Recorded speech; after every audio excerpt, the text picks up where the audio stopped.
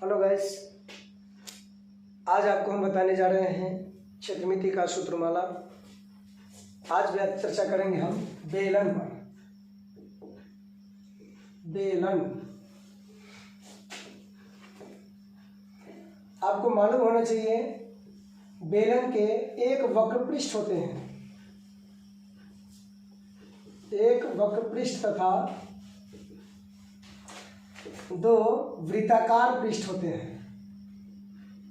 एक वक्र पृष्ठ तथा दो वृत्ताकार पृष्ठ होते हैं।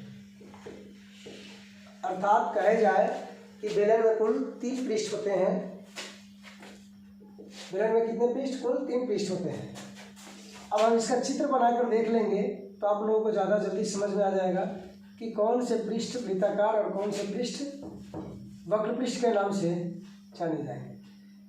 इसका एक आधार हो सकता है, ये आधार भी वृत्ताकार होते हैं, और इसका जो ऊपर वाला जो होता है पृष्ठ, ये भी पृष्ठ वृत्ताकार ही होता है, और ये बीच वाला जो पृष्ठ होता है, इस पृष्ठ का नाम हम देते हैं वक्र पृष्ठ। इसी का नाम है वक्र पृष्ठ।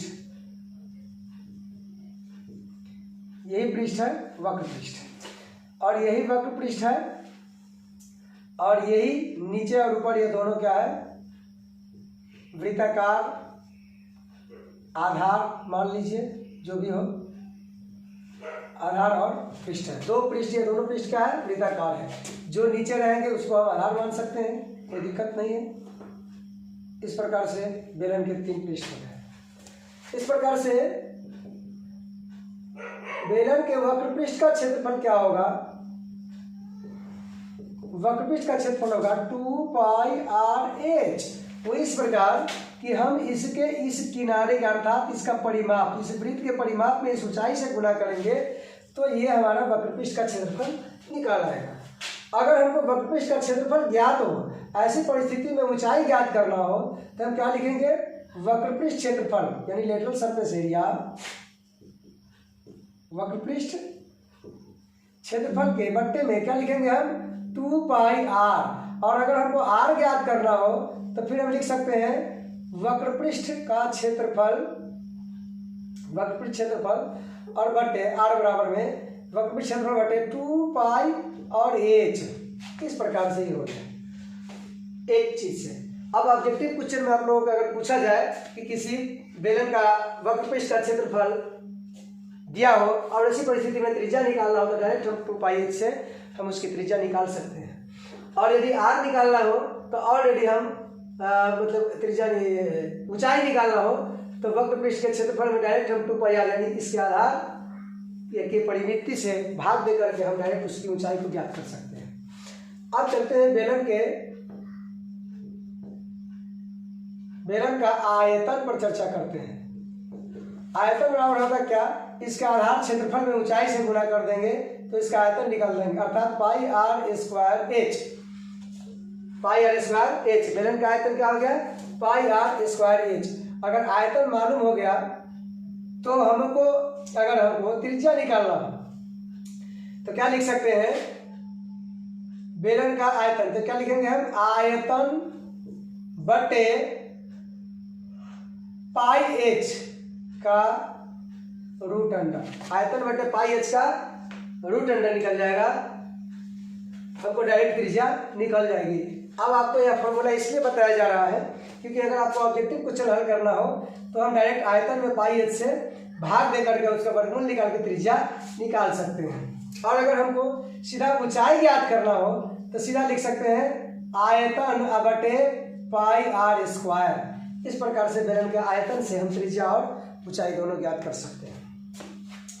इसी प्रकार हम लिख सकते हैं अब बेलन के कुल पृष्ठ का क्षेत्रफल, कुल पृष्ठ का क्षेत्रफल बराबर क्या लिख सकते हैं? 2πr यानी एक वक्र पृष्ठ का क्षेत्रफल और जो πr², 2πr², क्योंकि इसका एक नीचे वाला एक ऊपर वाला दोनों तो πr² ही है। तो इस प्रकार से इसको अगर हम 2πr कॉमन लेते हैं तो हमारे पास क्या बचता है? 2πr, सॉरी यहाँ पर मिस्टेक है, 2πr प्लस πr², 2πr², ठीक। तो यहाँ पर 2πr हम कॉमन लेंगे, तो हम 2πr कॉमन लेंगे तो यहाँ पर हो जाएगा h plus R, 2πr into H plus R. ये हमारा हो गया कुल पृष्ठ का क्षेत्रफल बराबर।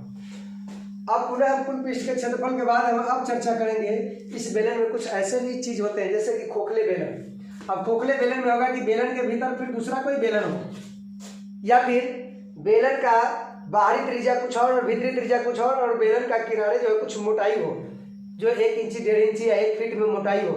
जैसे कुएं का ईंट का दीवार होता है चारों तरफ से, मतलब वृत्ताकार दीवार जो घिरे होते हैं, उसकी भीतरी त्रिज्या कुछ और बाहरी त्रिज्या कुछ और होती है।